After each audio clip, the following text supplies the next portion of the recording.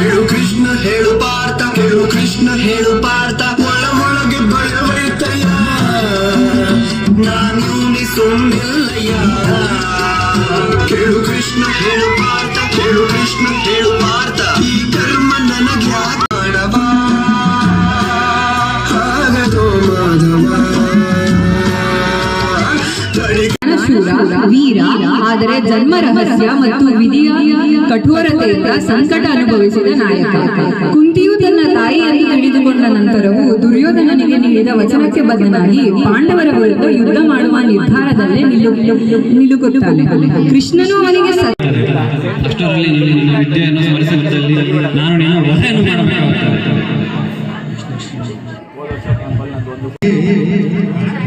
ಅಂಗರಾಜ ಕರ್ಣ, ಭಗವಂತ ಪರಶುರಾಮ ಶಬ್ದಗಳನ್ನು ಸ್ಮರಣೆ ಮಾಡಿಕೊಳ್ಳಿ.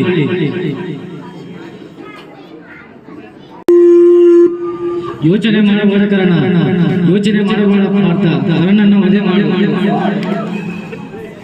ನಾನು ಈ ರಥ ಚಕ್ರವನ್ನು ತೆಗೆದೇ ನನ್ನ ಸಾಮರ್ಥ್ಯವನ್ನು ತೋರಿಸಿರುವೆ. ಯೋಧ ಒಂದು ಗಂಟೆ ಸಮಯ ಮಾತ್ರ ಇದೆ, ಸೂರ್ಯಾಸ್ತಕ್ಕೆ 1 ತಾಸು ಸಮಯ ಮಾತ್ರ ಇದೆ. ಕರ್ಣನನ್ನು ವಧೆ ಮಾಡಿ ನಿನ್ನ ಕೆಲಸವನ್ನು ಮುಗಿಸಿ.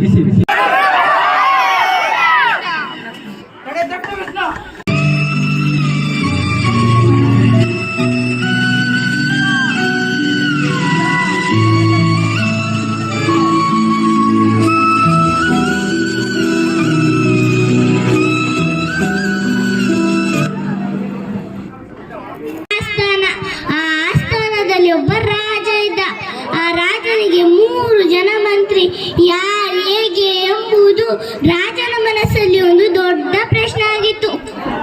ಒಂದು ದಿನ ಆ ರಾಜ 3 ಜನ ಮಂತ್ರಿಗಳನ್ನು ಕರೆದು ಒಂದು ಚೀಲವನ್ನು ಕೊಟ್ಟು, ನೀವು ಕಾಡಿಗೆ ಹೋಗಿ ಒಳ್ಳೆ ಹಣ್ಣುಗಳನ್ನು ಆರಿಸಿ ಕುಯ್ದು ತರಬೇಕು ಅಂತ ಹೇಳ್ತಾನೆ. ಆ 3 ಜನ ಮಂತ್ರಿಗಳು ತಮ್ಮ ತಮ್ಮ ಚೀಲವನ್ನು ಹೊತ್ಕೊಂಡು ಕಾಡಿಗೆ ಹೋಗ್ತಾರೆ. ಮೊದಲನೇ ಅವನು ಕೇಳ್ತೀರಾ, ತುಂಬಾ ಬುದ್ಧಿವಂತ,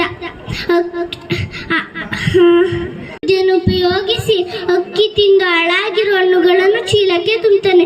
3ನೇ ಅವನು ಕೇಳ್ತೀರಾ, ತುಂಬಾ ಸೋಂಬೇರಿ, ಕೂತಿದ್ದಲ್ಲೇ ಕಡ್ಡಿ ಕಸ ಮುಳ್ಳುಗಳನ್ನು ಚೀಲಕ್ಕೆ ತುಂಬುತ್ತಾನೆ.